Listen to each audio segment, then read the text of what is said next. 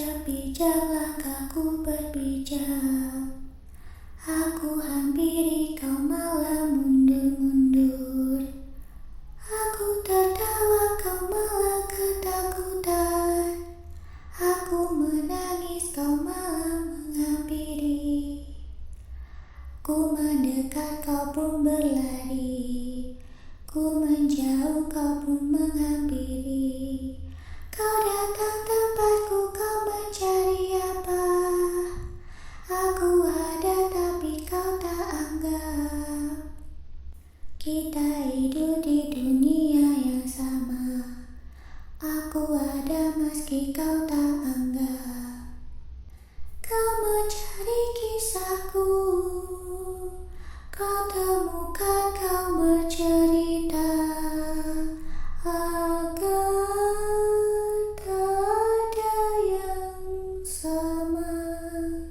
Seperti diriku tersesat di sini.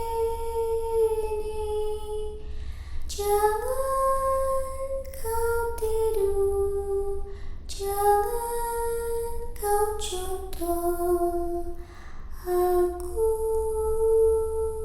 di sini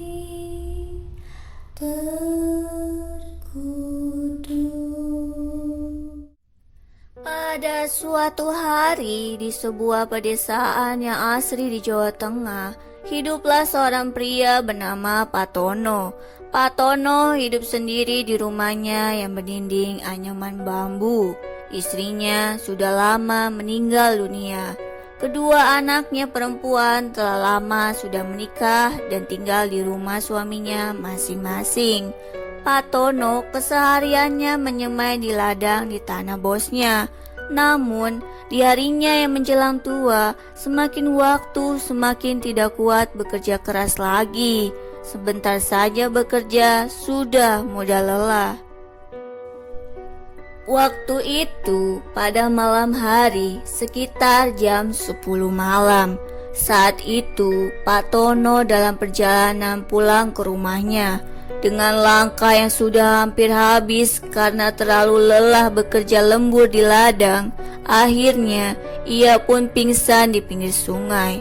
Obornya pun jatuh dan redup terkena air. Tidak ada satupun orang di sana.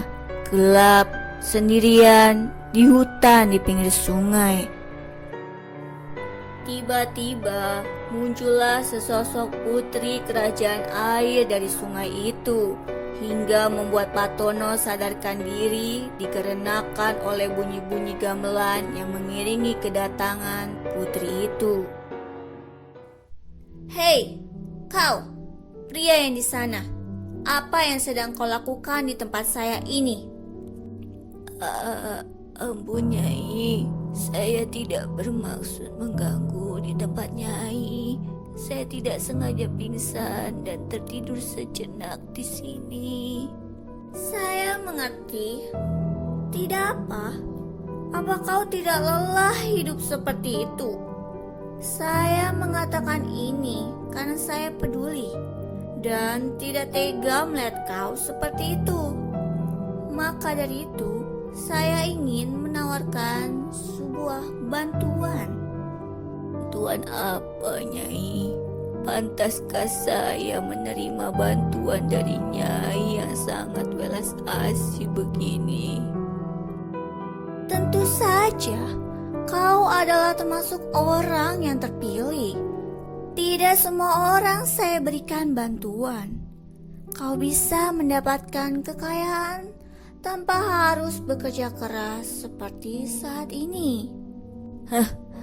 Bagaimana caranya, Nyai? Mudah saja. Cukup kau dorong siapapun orang yang berada di sungai ini sampai masuk tenggelam ke dalam air. Setelah mereka mati tenggelam, maka kau akan mendapatkan perhiasan emas yang bisa kau jual dan dijadikan sebagai uang. Tapi Nyai, saya nanti ditangkap polisi. Saya takut di penjara, Nyai. Kau sedang sendirian, bukan pada saat ramai.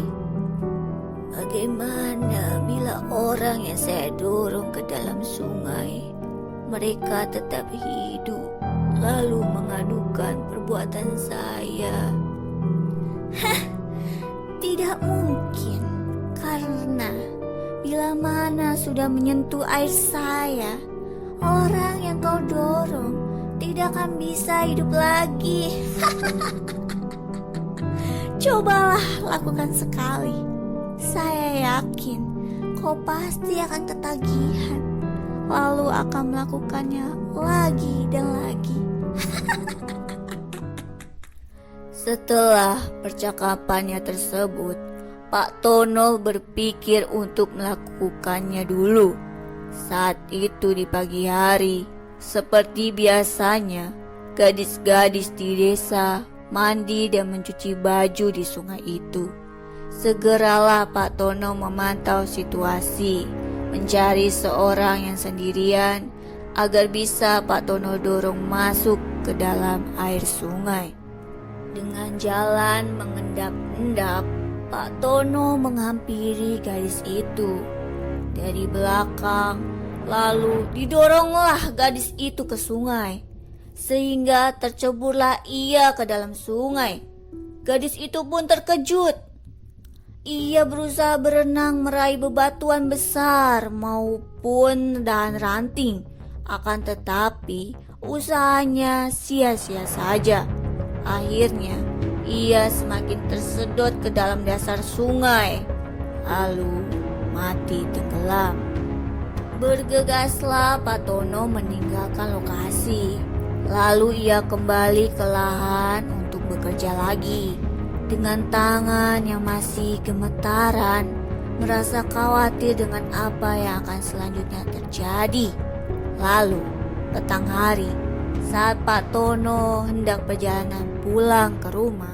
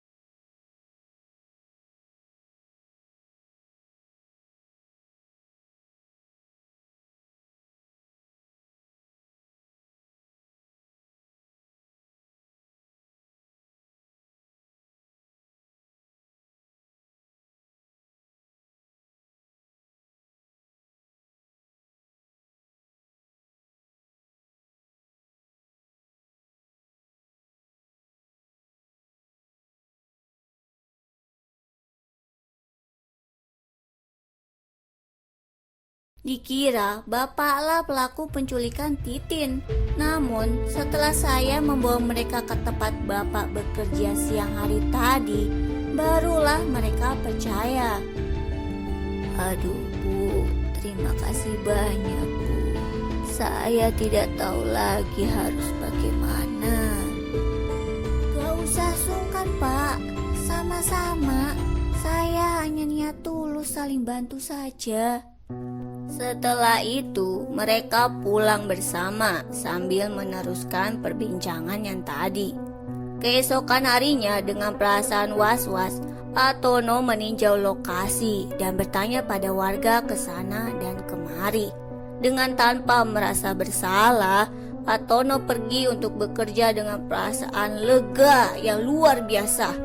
Tidak ada satupun yang curiga pada Pak Tono. Sampai kasusnya pun ditutup dan Pak Tono lalu mendapatkan hasilnya, yaitu beberapa perhiasan emas yang ia jual jauh di luar kota sana, agar tidak ada satupun warga di desanya yang tahu. Dengan hati yang gembira, dompet yang terisi penuh dengan uang, Pak Tono menuju pulang ke rumahnya. Sepanjang perjalanan pulang, semua warga di desa sibuk membicarakan hilangnya Titin. Bu, itu pasti Titin dimakan hantu penunggu sungai, Bu. Hus, jangan bicara begitu. Siapa tahu memang karena penculikan.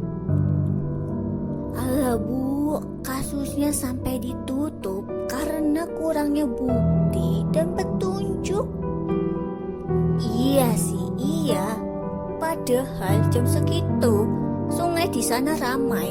Banyak warga mandi dan cuci di sana. Kok bisa ya? Gak ada yang lihat satupun. Kesirep kali Bu sama penunggu di sana. Pak Tono yang mendengar perbincangan itu lantas dalam hati ia berkata, syukurlah aman, tidak ada yang tahu.